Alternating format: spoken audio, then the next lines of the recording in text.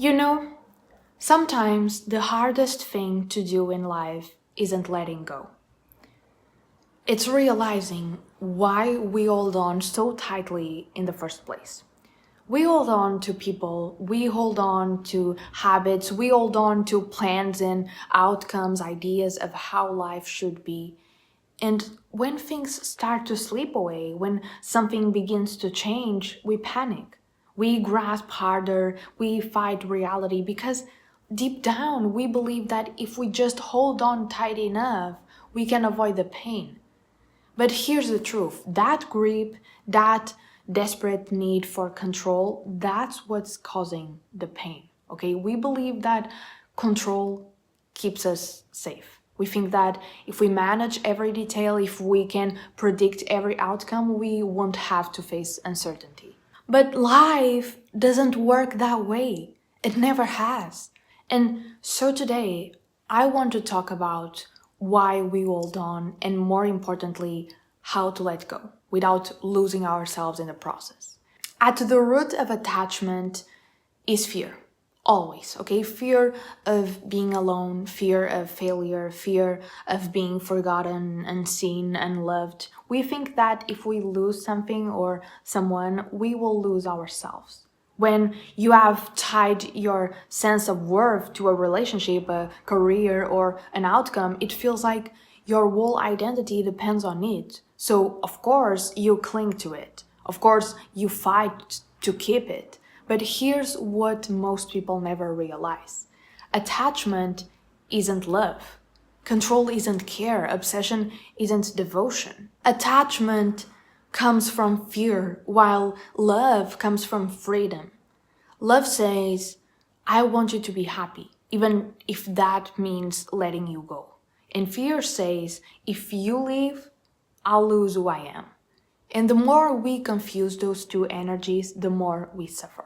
Okay, think about it. How many times have you tried to control life? You plan every detail, you anticipate every outcome, you rehearse conversations in your head, you try to force people to act the way you want them to, and yet life still surprises you. Like, you can't predict when someone will walk away. You can't control when an opportunity ends. You can't stop change from happening, no matter how hard you try. Control is comforting because it gives us the illusion of safety, but it's still an illusion. When you spend your life trying to control everything, you end up living in fear of losing control.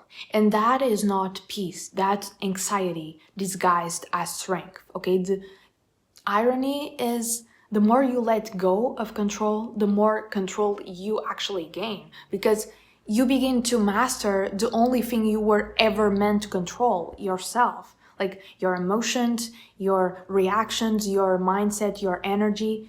And that's where your power truly is. Okay, there's a Buddhist teaching that says attachment is the root of suffering. Okay, it doesn't say love is wrong. It doesn't say caring is wrong. It says attachment, the belief that something or someone must stay the same forever, is what creates pain. Because everything in life is temporary, okay? People grow, situations shift, feelings evolve, and yet we keep expecting permanence in an impermanent world. That's why we struggle when things change, because we believed they never would. We thought that forever was guaranteed. But nothing is guaranteed, and that's not a bad thing. Like, impermanence doesn't make life meaningless. It makes life precious. Like, the sunset is beautiful because it ends. A moment is sacred because it's fleeting. And love is powerful because it's never promised. The sooner we accept that everything changes, the more at peace we become with what is. Okay, holding on sounds noble. We think it means loyalty, persistence, devotion, but sometimes holding on becomes self-destruction. We hold on to people who have already let go. We hold on to situations that no longer serve us. We hold on to versions of ourselves we have already outgrown. And we suffer because of it. Like, you have probably felt that heavy, suffocating feeling when you know something is over. But you can't release it.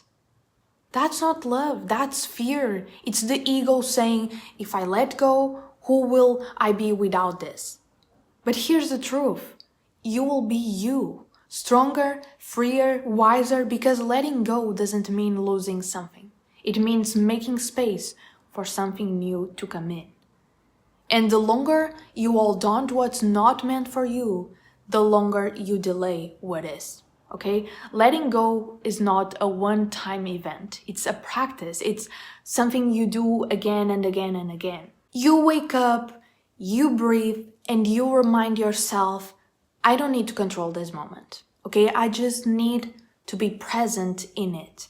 Okay? Start with small things. Okay? Let go of needing everyone to understand you. Let go of replaying old conversations in your head. Let go of needing life to go your way.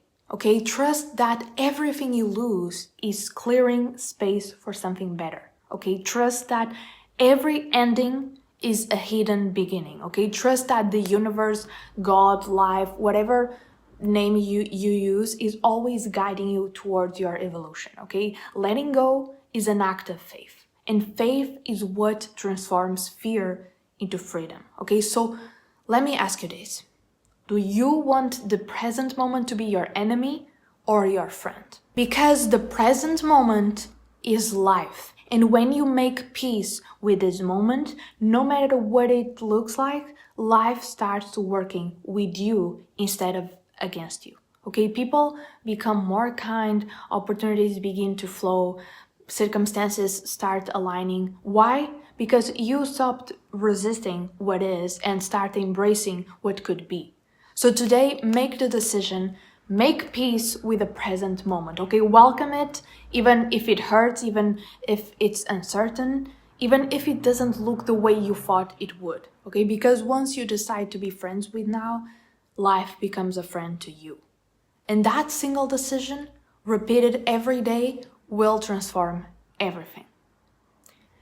And this was the message of today. I hope you enjoyed this little video. Don't forget to subscribe, like, and comment.